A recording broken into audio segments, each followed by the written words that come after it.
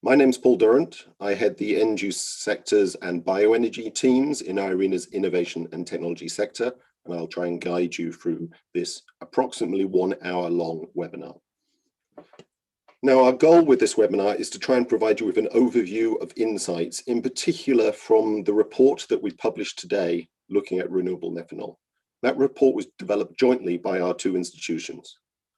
You'll hear shortly 2 introductory presentations, lasting about 20 minutes in total.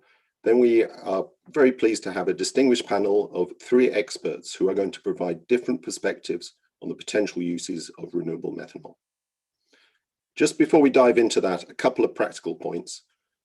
The webinar has been recorded and it will be posted on our website alongside the slides that we use today.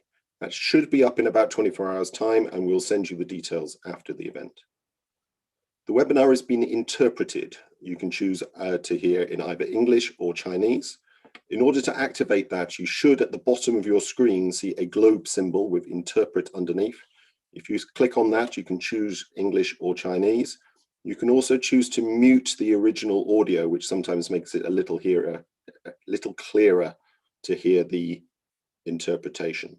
Hopefully that will work for you. You're all muted, but we would still very much like to get your feedback and comments. So do please post comments in the chat function. You can ask questions. I think time is such that we probably won't be able to get to any, or at least not very many of those questions, but it is still useful to hear the questions that you're asking because we can try and reflect that in future work. And then lastly, if you find this webinar informative, we have a regular fortnightly program of webinars on a whole variety of different aspects of the energy transition. If you Google #IRENA Insights altogether, #IRENA Insights, you should find your way to both past and upcoming webinars from us. So let's begin with our 2 introductory presentations. First, you're going to hear from Dolf Gielen, who is Director of Innovation and Technology Center of IRENA. Then we'll turn to Greg Dolan, who is the Chief Executive Officer of the Methanol Institute. Dolf, over to you first. Yeah, thank you very much, Paul, and thank you all for joining for this webinar. If you move to the next slide. First of all, I would like to thank the Methanol Institute, especially Greg Dolan, for the excellent cooperation in developing this new body of analysis. To put it a bit into context, last week we finished our 11th assembly, our main annual gathering, and about 90 ministers and 2,000 participants engaged in 4 days of discussion. The assembly established IRENA's high-level energy transitions forum to ensure sustained political momentum for energy transitions worldwide, and it called for IRENA to lead the accelerated innovation toward net zero targets focused on new solutions. So, and methanol, of course, plays a key role in that. Methanol is from a chemical perspective, I'm a chemical engineer. It's a small molecule. It has a single carbon atom in that molecule, and it has quite unique perspectives. It's the smallest liquid hydrocarbon molecule that exists. And for that, it has certain specific applications, and we'll come to that. And we have considered methanol as a key energy vector from the beginning at IRENA. Already in 2013, we issued a technology brief on biomethanol, but this analysis is now completely outdated, and therefore we decided to embark on development of this new innovation outlook on renewable methanol this time. And the different name already suggests that there is a change in emphasis. Supply perspective has broadened from biomass to also hydrogen and CO2 as synthetic feedstocks. And this was also one of the topics that was discussed at the IRENA Innovation Week last September in some detail. Now moving to the next slide. Over the last 2 decades, methanol demand has grown substantially from around 40 million tons per year to around 100 million tons per year, and production capacity has nearly quadrupled from 40 to 150 million tons per year. So 2 decades ago, the main use of methanol was for synthesis in the chemical industry, mainly for production of formaldehyde and acetic acid and the like. And the growth over the last 20 years has come from 2 main markets: road vehicle fuel and building blocks for plastics manufacturing, the so-called methanol to olefins route. And this growth was concentrated in China, where coal is the feedstock. So from a Chinese policy perspective, the driver has been to reduce oil import dependency through a strategy based on coal liquefaction via methanol. Now, coal-based methanol production is a significant source of CO2 emissions. Fossil CO2 is released in the production of that methanol, but also a lot of fossil carbon is stored in the methanol molecule, and this is converted into CO2 during use. So at the same time, methanol can be produced also as a clean fuel without CO2 emissions, and that is the focus of this report. These new applications have opened up new pathways that can be adjusted with limited effort to create a clean methanol vector and to allow for its wide deployment. And Greg will elaborate on these renewable pathways in a minute. So if you move to the next slide. So a few words about the methanol markets. Last September, we have released our Reaching Zero report that looks at how to decarbonize sectors in energy-intensive industries and in transport. And the chemical and petrochemical industry, as well as shipping and road freight transportation, are 3 sectors that are particularly challenging and that constitute a major CO2 emission sources worldwide. And in all 3 sectors, we see a significant opportunity for renewable methanol as a clean energy vector. Next slide, please.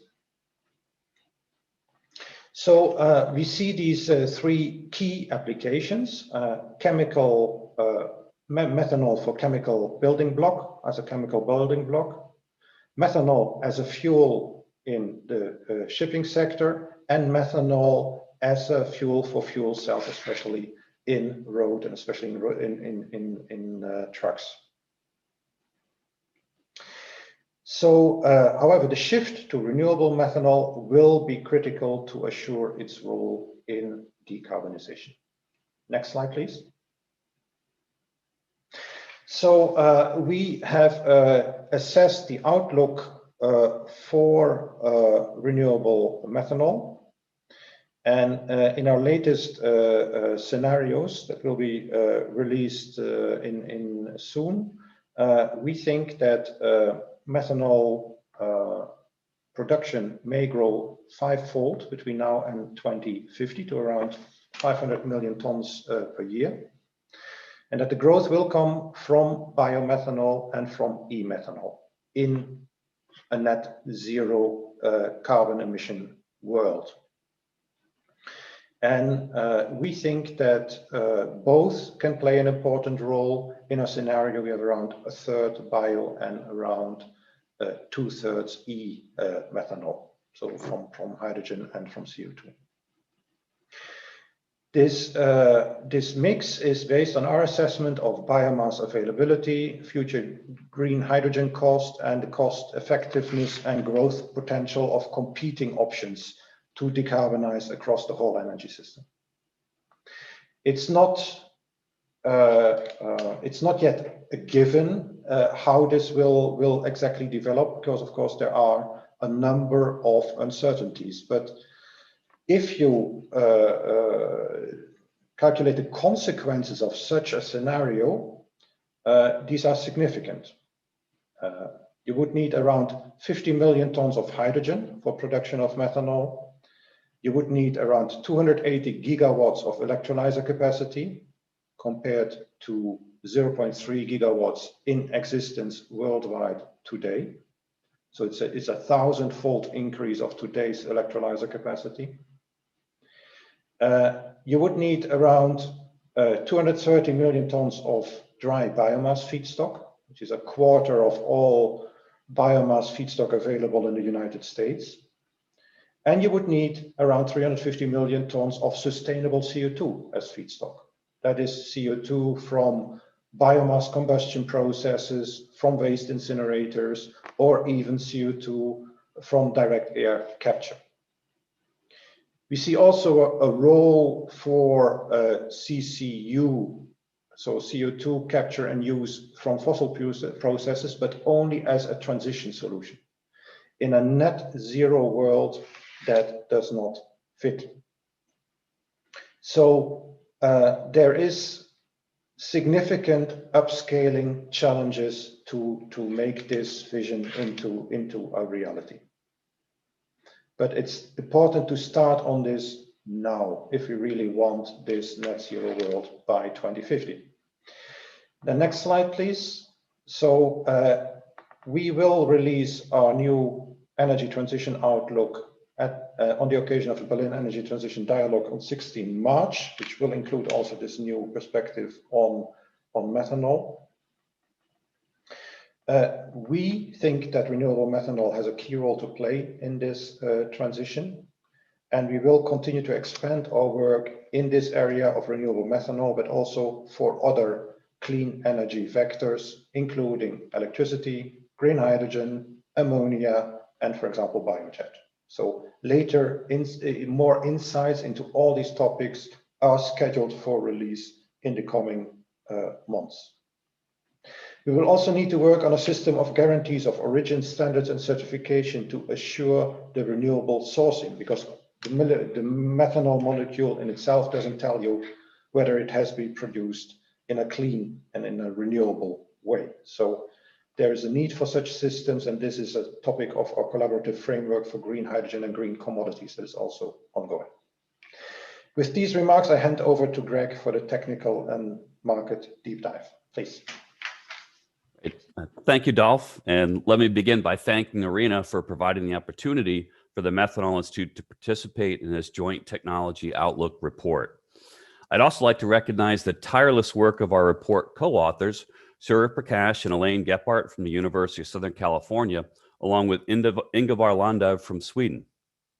Now, this is the first comprehensive review of renewable methanol production technologies, market applications, performance and sustainabilities, current costs and cost projections, along with a discussion of barriers and policy solutions. We are excited to provide these tools to policymakers, energy modelers, industry stakeholders, and anyone interested in the transition to a low-carbon economy. Next slide, please. These days, of course, we'd like to color code our fuels. For methanol production, at one end, we have coal-based methanol, which is pretty much exclusive to China and could be considered brown methanol. Conventional natural gas-based methanol is gray. Blue or low-carbon methanol would be based on natural gas feedstock with the addition of renewable electricity or green hydrogen, and possibly CO2 captured from a neighboring industrial facility to reduce overall carbon footprint. Green methanol can be biomethanol, either produced from biomass, such as raw methanol from a pulp and paper mill, other biomass sources, such as municipal solid waste, or biomethane from landfills, wastewater plants, or dairy farms.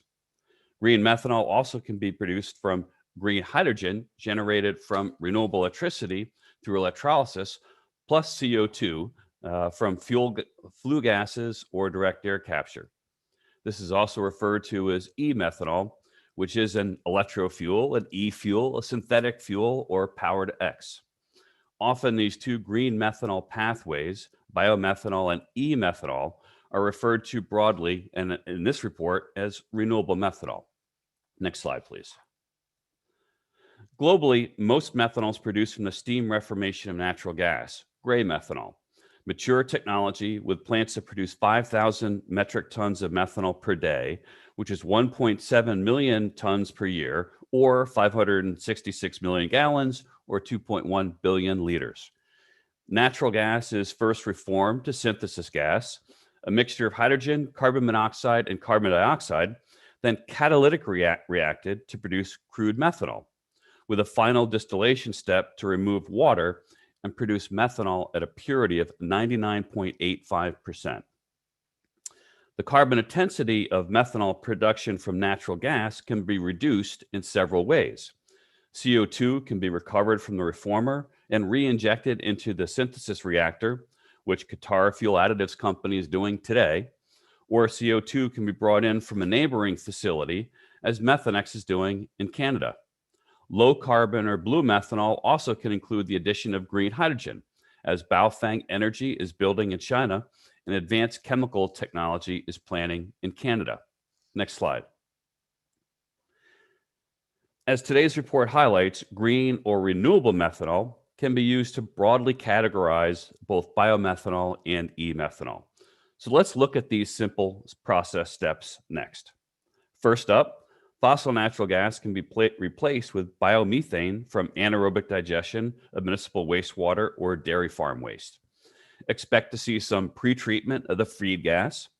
Companies like BioMCN in the Netherlands, OCI in the United States, and BASF in Germany currently use biomethane as a feedstock in commercial facilities, using certification procedures to properly account for greenhouse gas emission reductions of 50% or more. Next slide. The technologies to produce methanol from biomass and municipal waste gasification are relatively well known, with essentially the same technology used in commercial gasification-based industries today. The difference here is in the feedstock preparation of biomass material, solids that need to be homogenized in some way before being fed to the gasifier. The gasifier itself is a high-temperature converter of this feedstock into synthesis gas, followed by conventional methanol production routes. Enerchem has been converting municipal solid waste to methanol and ethanol in Edmonton, Canada for several years, and is preparing to ramp up from 30,000 tons per year of alcohol to 215,000 tons of biomethanol in plants in the Netherlands and Spain in the coming year. Next slide, please. Last October, I had the pleasure of virtually participating in the official opening of the Södra biomethanol plant in Sweden, along with the country's Minister of Enterprise. Södra produces what they term liquid forest biomethanol, and I love that name, from crude methanol recovered from the manufacturing process at their pulp mill. Think wood alcohol. The product is then used as a feedstock for fossil-free biodiesel fuel in Denmark. Globally, more than 300 pulp and paper mills have the potential to produce as much as 4.5 billion liters of biomethanol a year, especially in areas in Scandinavia and North America with access to forests and pulp and paper mills.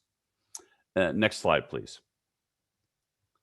Now, e-methanol is a liquid product easily obtainable from CO2 and green hydrogen through a catalytic process. Green hydrogen is made through the electrolysis of water using renewable electricity.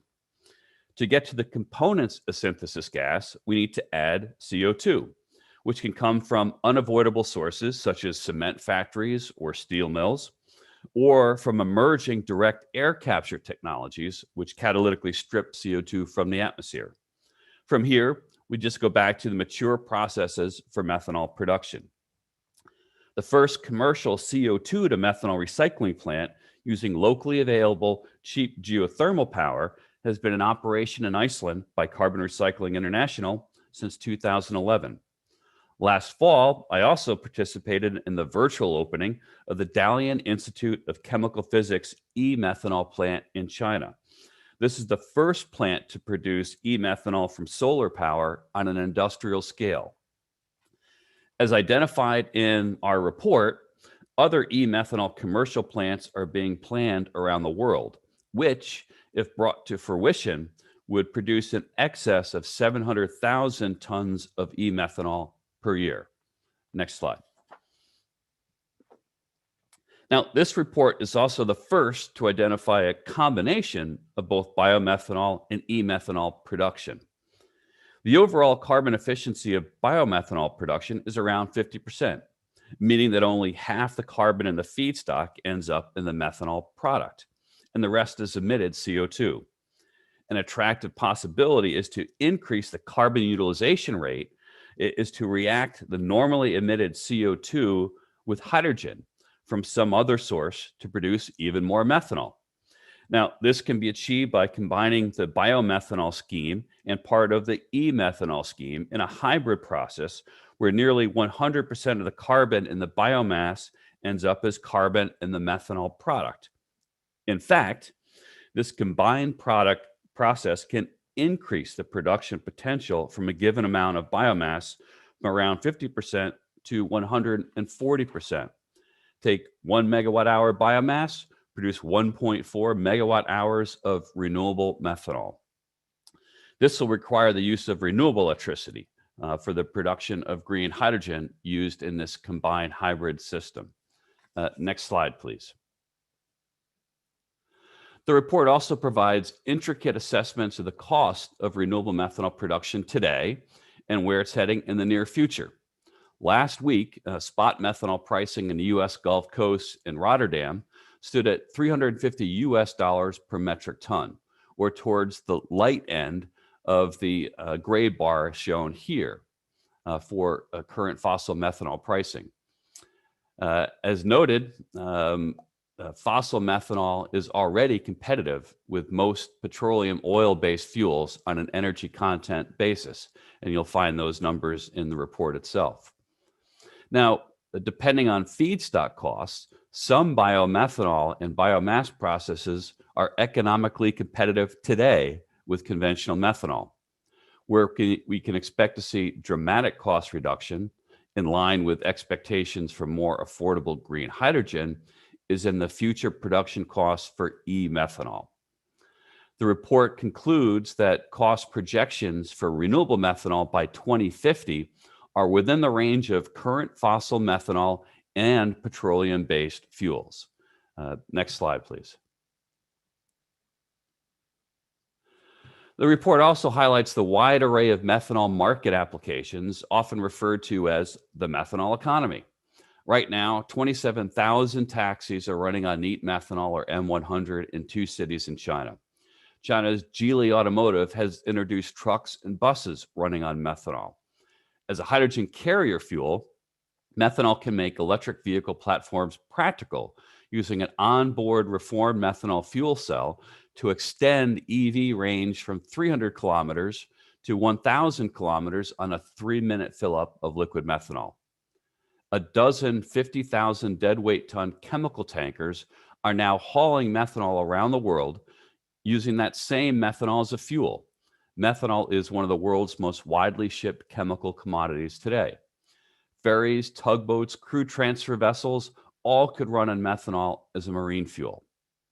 In China, methanol is used to fuel cook stoves, industrial boilers, kilns, and for home heating. Now, in a circular economy, methanol could also be used as a chemical building block for hundreds of products, providing cross-sector reductions for the carbon footprint of paints, plastics, resins, car parts, and building materials. Next slide, please. With methanol, we have a great story. Methanol is a practical alternative fuel and chemical, many feedstocks, sustainable, affordable, liquid, easy to store, distribute, and use. As we transition to a low carbon society, I believe these advantages will be more widely appreciated. The release of today's report is a huge step forward in telling this story. So how do we facilitate this transition and demonstrate that renewable methanol can be commercially viable? This report identifies a number of policy recommendations that can help and are summarized here. First, we need to acknowledge the contributions that renewable methanol offers. And second, we need to create a level playing field. Don't pick winners or losers while the game is still in the first quarter. The challenges are so great that we need an all of the above approach. And as low carbon and net carbon neutral fuels, methanol can help. Again, my thanks to Irina for the opportunity to participate in today's report and our webinar this morning. Thank you very much. Well, thank you very much, Greg, and thank you very much, Dolph. Excellent insights, and I hope we've given the audience a good grounding in the topic. And of course, there's much more detail in the report itself. And I hope our audience has also got a strong sense from that how renewable methanol production is rapidly maturing. Now, let's turn to our panel to explore that topic further. So I'm delighted that we've been joined today by 3 experts who between them represent different sectors where renewable methanol could play a much larger role. First on our list is Philip de Smet. Philip is currently the manager of the Lower Olefins and Aromatics Sectors Group at CFIC. CFIC is the European Chemical Industry Council, the main European trade association for the chemical industry. Philip's seconded from Total, but he's also a visiting professor at the Chemical Engineering Department at the University of Ghent. Secondly, we're joined by Randall Krantz, who is Senior Advisor on Shipping Decarbonisation with the Global Maritime Forum. Within the Global Maritime Forum, Randall leads on the fuels work of the Getting to Zero Coalition, aiming to accelerate the development of commercially viable zero-emission vessels. The Getting to Zero Coalition is a business coalition that engages around 150 maritime stakeholders collaborating on zero-emission shipping solutions. And last but by no means least is Mr. Anli Wei. He's a graduate from the Jilin University of Technology, where he majored in the internal combustion engine. He has a very impressive list of roles in China in the fields of internal combustion engines, batteries, and most important for today's discussion, methanol as a fuel. He is, amongst other things, Deputy Director and Secretary General of the Methanol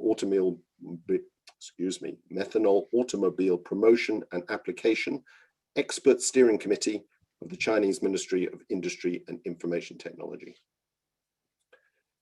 Mr. Wei will be speaking for an interpreter, so just to remind you that you can click on that interpreter button at the bottom and select the language that you prefer from English or Chinese. So, welcome panel. Thank you very much for joining us. We've got about 25 minutes, so let's see how much we can get into the detail here. So I'd like to start by asking you, each of you, in turn, a sort of scene setting question, and then hopefully we can delve into a little bit more detail. So let me start with you, Philip. So the chemical industry is one of that small group of industries we highlighted earlier that are commonly referred to as hard to abate. Reducing and eventually getting close to eliminating CO2 emissions from the chemical industry is clearly a huge challenge. Can you start by giving us that sort of bigger picture of how the chemical industry can move towards reduced emissions, what actions are underway in Europe, and crucially for today's discussion, where renewable methanol can fit? Philip. Okay, thank you. I will be giving the European perspective. So we at CEFIC, we sort of support the European Green Deal objectives, one of them being, let's say, a carbon neutral industry by 2050. We are currently investigating what is the path to getting to this full, let's say, decarbonization.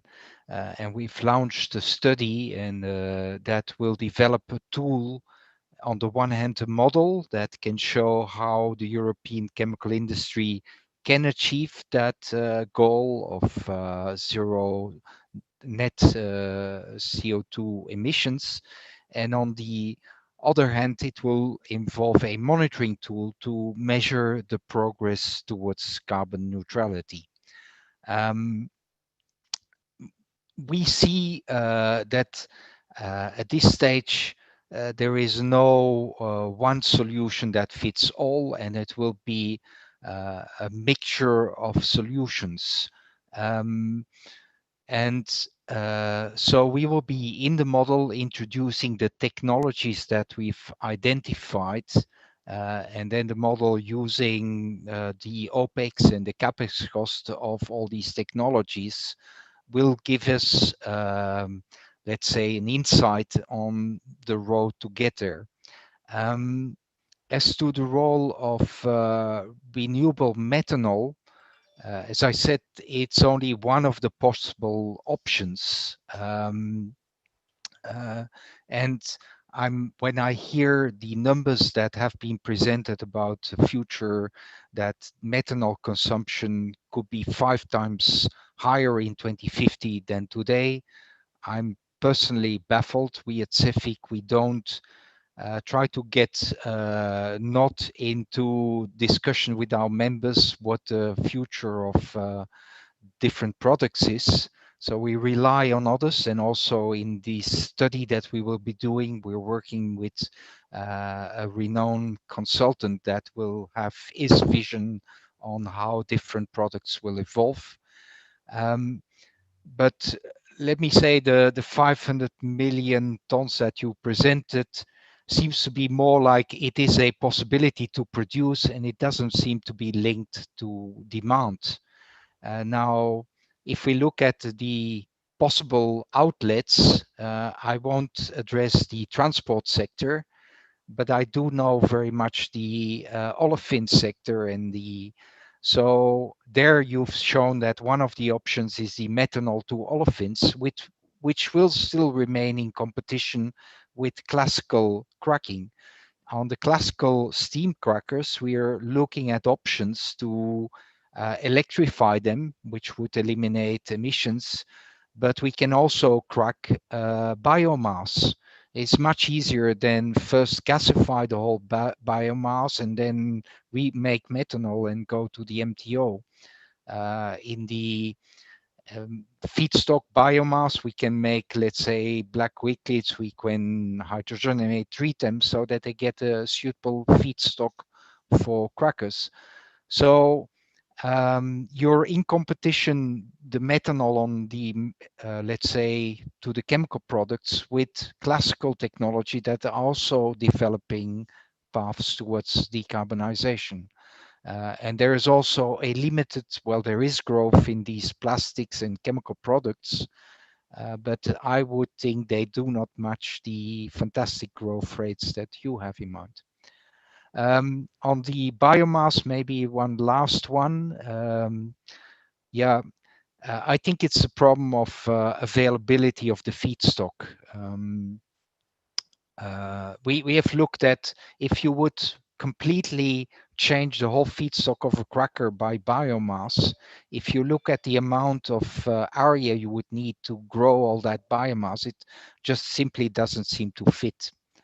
On the e-methanol, we have also with students in Ghent looked into it, and these costs, these seem definitely still so high that you and they compared e-methanol with e-ammonia and found that e-ammonia would be much closer to realization than e-methanol. So maybe just to set the scene, I will stop here.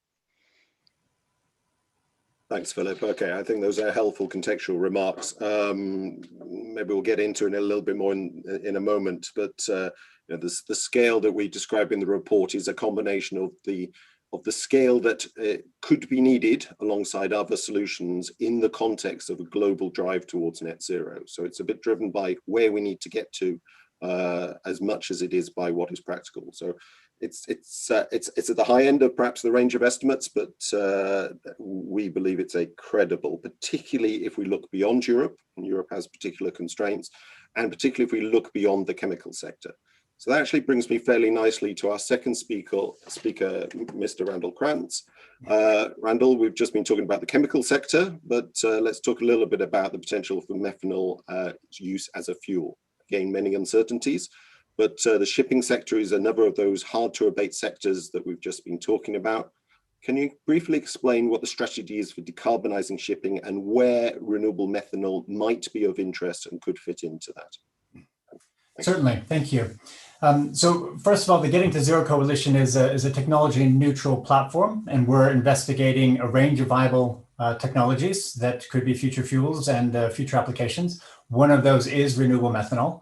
I'll certainly underscore some of the points that were made in the earlier presentations, which is, methanol is great. It has good energy density. It is generally quite cheap. For now, there's plenty of lignocellulosic carbon around. Then we get into questions of what the scalability of that looks like. But methanol is already being used in shipping. Methanex was mentioned earlier. The Getting to Zero's first movers workstream has done a mapping of demonstration projects, and it's found about a dozen operating or planned shipping demonstrations, and a similar number of methanol fuel projects, production projects on the renewable side. The Methanex demonstration is quite interesting. They've actually, it's kind of beyond demonstration. They're adding 8 new methanol dual fuel tankers to their fleet between 2021 and 2023. So that is, very real, and that's obviously being done from a business perspective with some cost competitive elements that surely have been factored in to make it commercially viable. The importance, as was also mentioned earlier, the importance of methanol and its significance all comes down to the source of the carbon atom. For everything else ends up being secondary in terms of the long-term uptake of methanol. For the work that we're doing at the Getting to Zero Coalition, we're looking at zero carbon and not low carbon in the long run, which means that we're looking only at renewable methanol and not at the CCU variants that were also mentioned earlier. So I would say that within shipping, the future depends on, in the first instance, whether biomethanol is scalable and sustainable, and whether e-methanol can be competitive. And then finally, there's kind of another variant that's relevant to shipping, which is methanol as a renewable hydrogen energy carrier. As with ammonia, there's methanol's energy density is very interesting for transporting power to X or green hydrogen from one part of the world to another, for example, from Australia to Asia. Methanol is being looked at as one of the options for that. If that is the case, then that transport would of course take place by tanker. Methanol could be an interesting option for that, providing the carbon atom element can be figured out. And also in that case, it is very likely that having methanol fueled ships to transport that would make sense.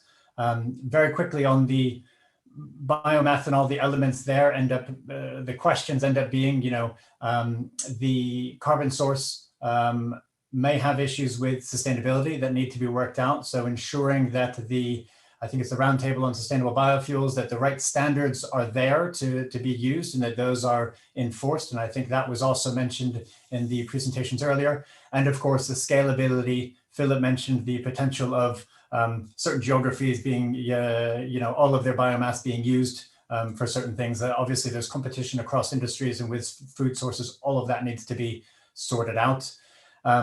The other question I think on the bio side is, could biomass more cheaply be used directly for biodiesel or SVO for at least maritime applications, SVO being straight vegetable oil?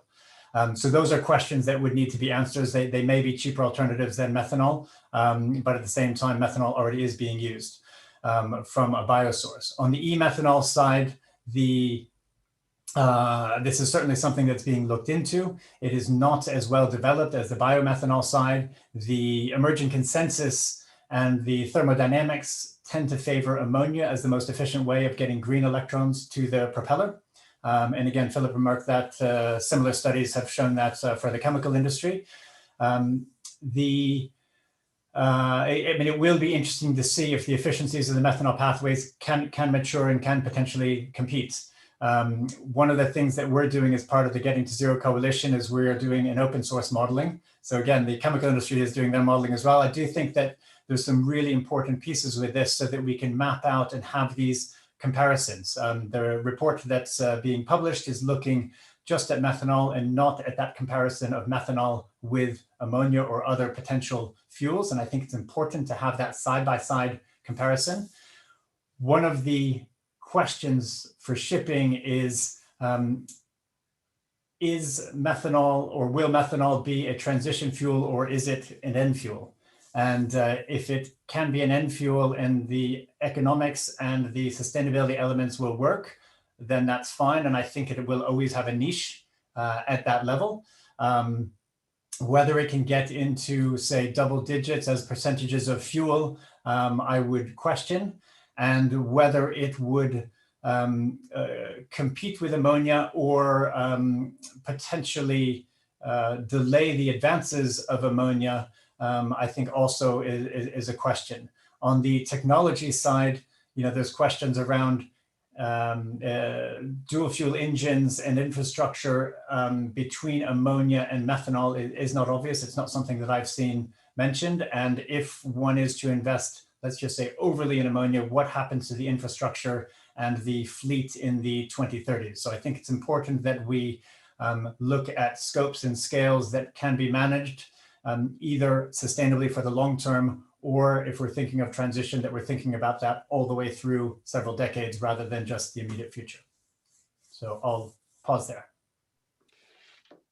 Thank you, Randall. I think you raised a lot of excellent points then, and hopefully we'll have time to circle back to at least a couple of them. But I'm just reacting to a couple of things you said there. You highlighted the sustainability, clearly a critical factor. We do highlight that in the report, but sustainability considerations for biofeedstocks, for the source of hydrogen. If in the context of a net zero goal, the hydrogen needs to be clean, and the source of CO2. So, and again, that seems to be often overlooked in these discussions, that it's not enough to use CO2 from fossil fuel processes. Ultimately, we need to transition to clean sources of CO2. Scalability has come up from both of the speakers so far. Clearly, it's a massive challenge, but it's a massive challenge in all aspects when we start talking about a net zero goal. And each solution faces these issues. Dolph, I think, very nicely summarized some of the big numbers that would be necessary to achieve this level of ambition. But the point I'd make is if we're not striving at that sort of level for renewable methanol in this case, we have equally, if not greater, challenges in some of the alternatives as well. So it's all about balance. The point about scale, I think, brings us very nicely to our third speaker, Mr. Wei, who China is the largest methanol producer in the world, as we heard, but production is currently based on coal. So, Mr. Wei, can you give us some insights into the national strategy to transition towards lower carbon fuels, including the potential role of renewable methanol? Mr. Wei. 主席先生好，各位先生好。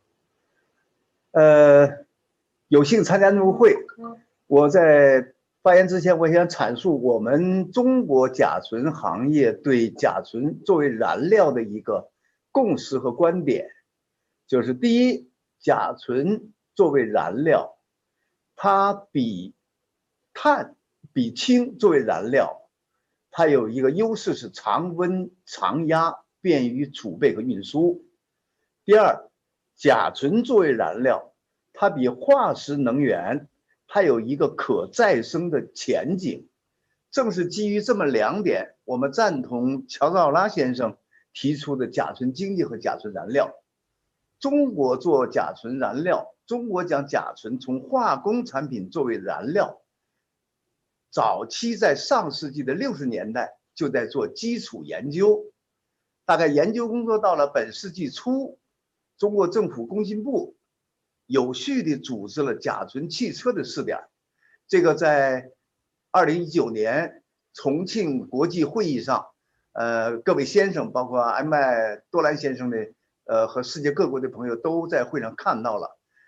当然这个大会呢，我们原计划2020年再举办，由于疫情原因，我们把它推迟到2021年的6月，在中国的贵州，欢迎大家能来参加这个会。你们可能在那个会上会看到，中国将甲醇作为燃料，已经从车用、船用、工业、农业，一直到生产领域，到人的消费领域了。那么好，我想阐述几个观点。第一，中国从碳排放达峰的提出是在2014年北京 APEC 会。 中国习近平主席和美国奥巴马总统联合签署环境框架合作协议，提出的到2030年这个目标，在以后的6年时间里，中国政府不断的在各个场合来提出2030年碳排放达峰和2060年碳中和。就在刚刚过去的达沃斯议程对话会议上，也就是前天25号，中国国家主席习近平对这2个目标明确讲出，中国正在制定行动方案，并已开始采取具体措施。那么谈到这个碳排放和碳达峰，中国将甲醇作为燃料，在这一点上也并没有抛弃自己的煤制甲醇的这个问题，因为我们煤制甲醇是全世界产能最大的一块，如何在煤制甲醇的过程当中，将二氧化碳通过回收、消纳与氢合成甲醇，这是我们的一个首要目标。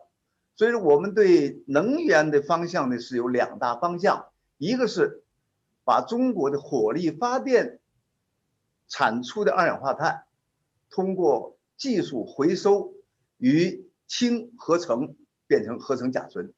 第二个是通过我们把焦炉煤气的二氧化碳回收合成制成甲醇。为什么我特别着重这2个方向？因为这2个方向是中国目前作为工业二氧化碳排放最大的一块。第3个方向就是从2018年开始，中国科学院启动了我们的叫国家先导项目，也就是刚才多兰先生提到的，在中国的兰州一个液态阳光，这个液态阳光项目已经通过验收，液态阳光这个文章在《焦耳》杂志上全文做了登载和介绍。第二个呢是我们在海南岛也有一个类似的项目。另外呢，刚才有的先生提到了冰岛有一个技术，这个技术现目前在中国已经开始建设11.8万吨产能的消纳二氧化碳合成与氢合成制备甲醇。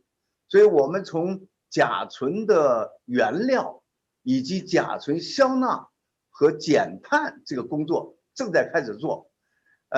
我们预计大概在“14五”，也就是2021到2025年期间，我们可能有0.5到0.5左右一个百分点来形成合成可再生甲醇。到下一个5年，就是到2025年到2030年，也就是中国实现碳排放达到峰值的那个5年里头，中国的合成可再生甲醇的产能将会有一个大幅度的提高。那么后来的30年，相信我们中国能够把合成可再生甲醇的产能比重做一个更加满意，能够实现碳中和的这个生产目标。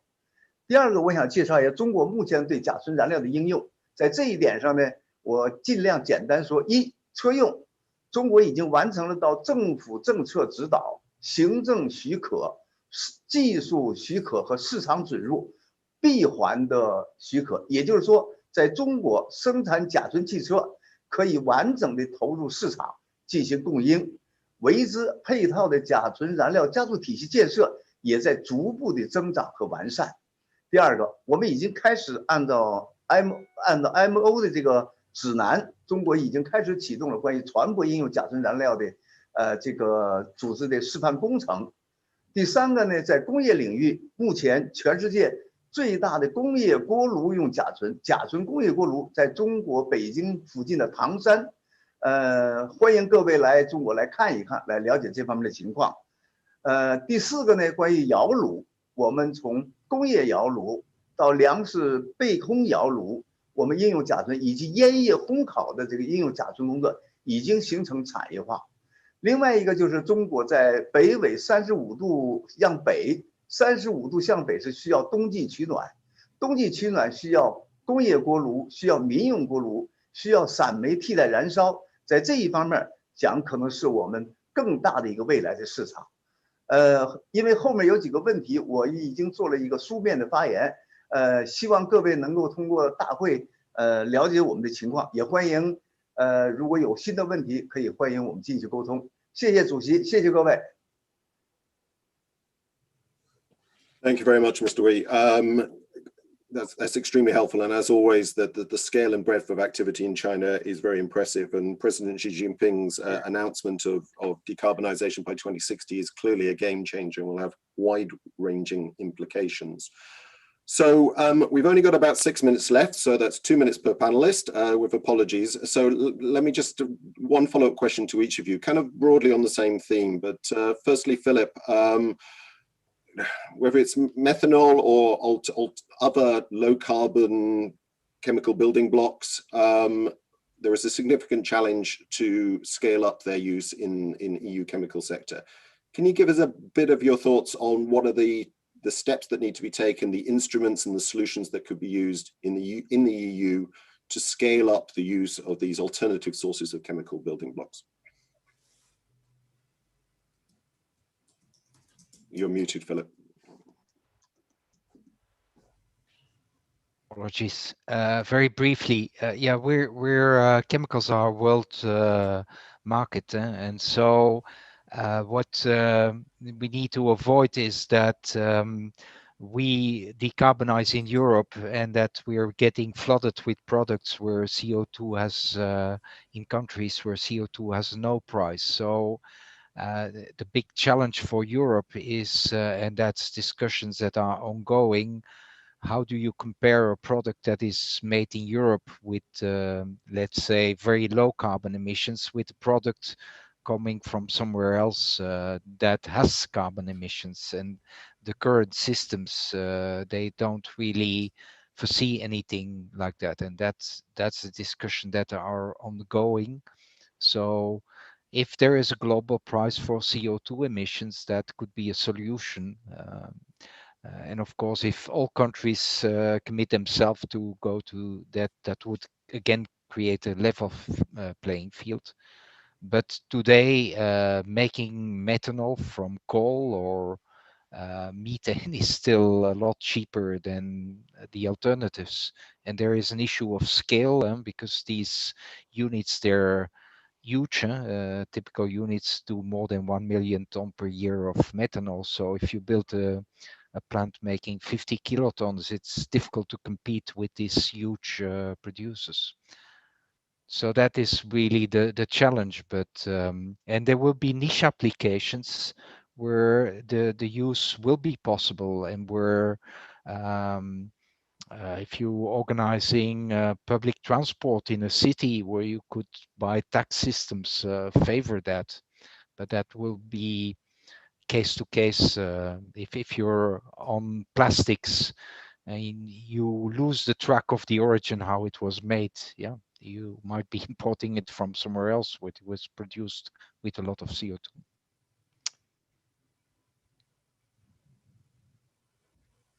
Muted myself. Thank you very much, Philip. Would like to expand on that more, but I think you highlight some of the challenges, and I think we're well aware of those. Turning to Randall, sort of similar question, really. What needs to happen to try and answer some of the questions that you sort of posed earlier, and to explore the role of renewable methanol in the shipping sector? What's next steps? Well, so one has clearly been highlighted already, the need for international strategy that focuses on ensuring that carbon accounting and enforcement is fair and correct. So to make sure that that carbon atom is, whether it's traceable, but certainly that it is sustainable. So that's something that clearly needs to happen. I do think that the work of the first movers is important. I mean, so this potential for methanol carriers to be adopting methanol as a fuel certainly makes sense. There's certain benefits to methanol in this respect, given its potential different origins. So the fact that you can have kind of gray and blue and green all running on in the same ship, that certainly can help at the transition stage that we're at now. I do think that if methanol is going to be scalable, and on the graphs that were shown earlier, it showed by 2050 that there was a much larger percentage of e-methanol than there was of bio or fossil methanol. And for that to kick off, to really take off, we need to see those demonstrations, and we need to explore very particularly what are the potential sources for that electron, where they can come from, for that carbon atom, where they can come from for that synthesized e-methanol, and whether that's going to be direct air capture or elsewhere, what it will be coming from and how it will be used, and just proving the technologies on that side. As mentioned, I don't think on the E side that it will be able to dominate over ammonia, but I think it will have some niches, and those should certainly be explored. If it has that potential to contribute to be one of the arrows in the quiver of the zero carbon fuels for the future of shipping, then we should explore that and move forward, all while keeping an eye on that carbon atom and making sure we're really focused on zero and the long term. Thanks, Randall. Very helpful. And then finally, Mr. Wei, in 2 minutes, if you wouldn't mind, can you give us a sense of what next steps are in China? What needs to happen in a Chinese context to continue to expand the uptake of renewable methanol?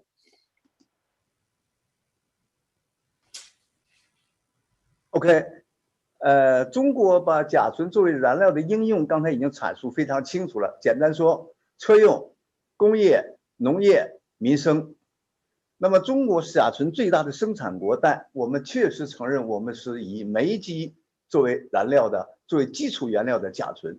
那我们下一步重点的工作就是如何在火力发电、烧炉煤气以及煤制甲醇这3个领域里头，通过技术创新，通过合作来解决这3块的二氧化碳。不是把它处理掉，而是把它回收下来，然后通过液态阳光，通过电甲醇，就是发电来制氢，合成可再生甲醇。下一步恐怕我们重点工作在这儿。这个一来可以消纳二氧化碳，降低碳排放；二来可以有限度的增加一部分甲醇的需求，以满足未来5到10年市场发展的需要。当然，我们同时也还做另外一个工作，就刚才介绍到了。我们会加快速度推进和推广应用以冰岛技术、大连技术为代表的合成可再生甲醇的建设项目。谢谢。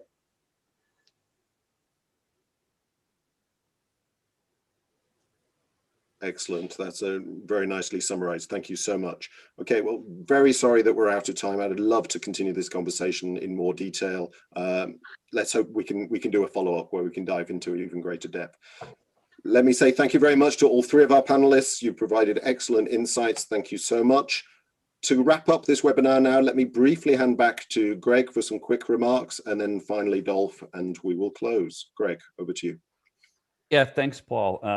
I think this report today provides a foundation, a starting point for our understanding of renewable methanol. And from the Methanol Institute's perspective, we're always happy to talk to anyone that's looking at methanol production from renewable feedstocks and the use of renewable methanol. We're also lobbyists, so we're committed to looking at the global public policies that will continue to support the introduction of renewable methanol around the world. And I just one quick point there, even niche markets can be large. So particularly if you look at the shipping industry, it's such a huge demand sector. We're doing work right now in China with the Waterborne Transport Research Institute, looking at the use of methanol as a marine fuel in China, where there are 630,000 vessels operating on inland waterways, ports, and fishing fleets that could be really a very useful niche for renewable methanol. 630,000 vessels will use a lot of that product. So, niches can be large. Thank you. So thanks very much also to the panelists from my side. I thought we heard a very wide range of opinions. It's clear we need to have more discussion on this renewable methanol topic, and it's something where certainly from IRENA's side we will continue to engage with our 163 member countries. Thank you very much. With that, let me close our webinar. Thanks again to all our speakers. This recording will be posted online. Please check out our report online as well. You can at the irena.org website, and do follow us at future webinars at #IrenaInsights. Thank you very much, everyone. Thank you. Bye. 听到了，听到了。